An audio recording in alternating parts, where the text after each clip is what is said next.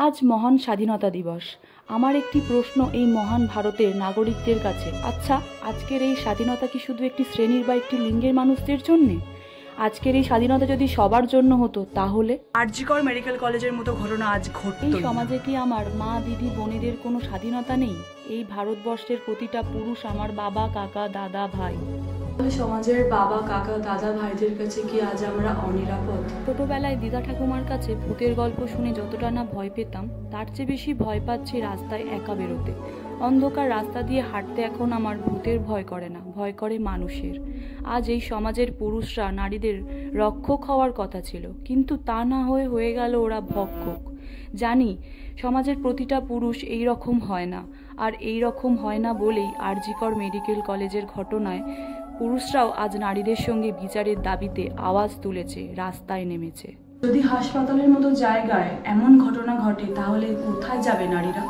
মানুষরূপী এমন পশুদের জন্য হাসপাতালের মতো মহান জায়গা আজ কলঙ্কিত। একজন মেডিকেল কলেজ পড়ুয়া নারীর যদি এই সমাজে কোনো নিরাপত্তা না থাকে, তাহলে আমার মতো সাধারণ নারীদের কি নিরাপত্তা আছে? আর আমি একজন নারী হয়ে এই সমাজের প্রতিটা রাজনৈতিক দলকে বিনীত অনুরোধ করব, আপনারা প্লিজ এই ঘটনাটা নিয়ে অন্তত কোনো রাজনীতি করবেন না।